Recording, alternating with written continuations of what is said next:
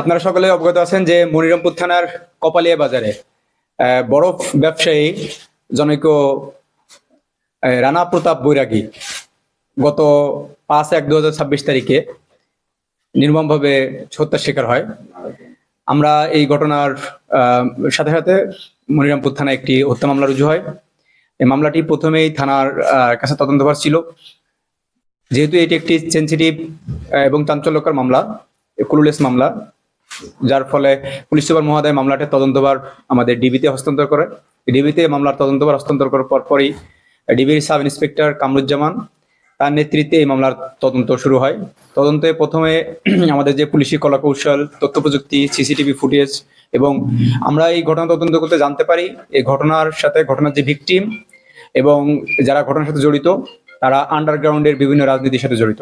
আপনারা অনেকে এই ধরনের রাজনৈতিক দলের নাম শুনছেন, যে পূর্ব বাংলা কমিউনিস্ট পার্টি, বিপ্লবী কমিউনিস্ট পার্টি, এরকম। এই মামলার পরপরই আমরা প্রথমে বাগেরহাট থেকে গত মাসের 15 তারিখে আমরা সাদ্দাম নামে একজনকে গ্রেপ্তার করি। সাদ্দামের কাছ থেকে তথ্য পাই। আমরা জানতে পারি যে ঘটনায় সরাসরি 3 জন জড়িত ছিল। একজনের নাম ছিল রাজীব, তাকে আমরা গত 18 তারিখে গ্রেপ্তার করি। সে বিজ্ঞ আদালতে নিজের দোষ স্বীকার করে সে জবানবন্দি দিয়েছে। আর আরেকজন ছিল হৃদয়, তাকে আজকে আমরা গ্রেপ্তার করেছি। গ্রেপ্তার করে আমরা তার দেখানো মতে তার বাড়ি থেকে এই ঘটনায় ব্যবহৃত একটা আগ্নেয়াস্ত্র উদ্ধার করেছি, সাথে 2 রাউন্ড গুলি, একটি ম্যাগাজিন। পাশাপাশি রাজীব মোল্লার কাছ থেকে আমরা একটি ছুরি, যেটি তারা গুলি করার পরপরই তারা কিন্তু আবার জবাই করছিল, আপনারা জানেন। এবং ঘটনায় যে মোটরসাইকেল তারা ব্যবহার করেছিল সেই মোটরসাইকেলটাও আমরা উদ্ধার করেছি। এবং আরেকজন আসামি ছিল, তার নাম সূর্য। যারা এই 3 জন প্রত্যক্ষভাবে ঘটনার সাথে জড়িত ছিল, হত্যার সাথে। আমরা সূর্যকে এখনো গ্রেপ্তার করতে পারিনি, কিন্তু ঘটনার বাকি 2 জনকে গ্রেপ্তার করছি।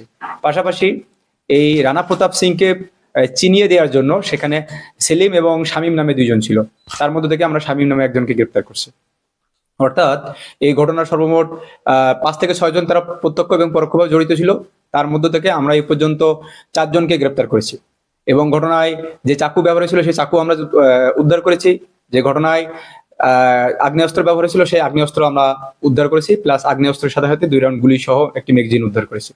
এবং যে ঘটনা, যে মোটরসাইকেল ব্যবহার করে ঘটনা ঘটিয়েছিল দুষ্কৃতকারীরা, সেই মোটরসাইকেল আমরা উদ্ধার করেছি। জানতে পেরেছি তাদের মাধ্যমে যে এই ঘটনার সাথে যারা জড়িত ছিল তারা বিপ্লবী কমিউনিস্ট পার্টির, পূর্ব বাংলা কমিউনিস্ট পার্টির সদস্য ছিল। আর রানা প্রতাপ ছিল বিপ্লবী কমিউনিস্ট পার্টির। তো এদের মধ্যে একটা বিবাদ ছিল এরকম যে রানা প্রতাপ নিজে পূর্ব বাংলা কমিউনিস্ট পার্টির পরিচয় দিয়ে বিভিন্ন ঘের মালিক, বিভিন্ন ব্যবসা প্রতিষ্ঠানে চাঁদাবাজি করত। এটি তারা জানতে পারে।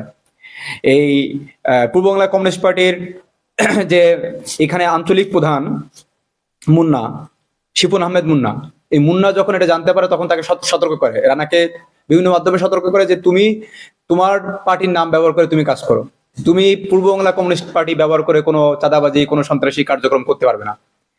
এটি বলার পরেও রানা প্রতাপ সেটি চাঁদাবাজি অব্যাহত রাখে।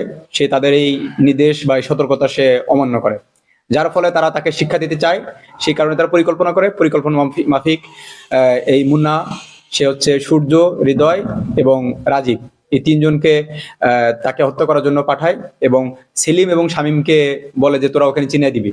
তারা ওই কপালে বাজারেই ওখানে চিনে রানাকে, তারা ওখানে আগে থেকে অবস্থান করে। তারা এদেরকে জানায় যে রানা এই বরফ কলের এখানে আছে। তাদের তথ্য মতে তারা ওখান থেকে মোটরসাইকেল যোগে অভয়নগর থেকে এই 3 জন যায়। যাওয়ার পরে তারা জানতে পারে যে বরফকল থেকে সে এই ঝুম বিউটি পার্লার নাম একটা বিউটি পার্লার আছে, ওই বিউটি পার্লারের ভিতরে সে অবস্থান করছে। ওরা তখন বিউটি পার্লার বাইরে অবস্থান করে। সে যখন রানা প্রতাপ বিউটি পার্লার থেকে বের হওয়ার সাথে সাথে তাদের সাথে এই নিয়ে কথা কাটাকাটি হয়। কথা কাটাকাটি এক পর্যায়ে তাদের হাতে যে 3 জনের কাছে আগ্নেয়াস্ত্র ছিল, সেই আগ্নেয়াস্ত্র দিয়ে তারা গুলি করে উপর্যুপরি, কেউ বুকে, কেউ মাথায়।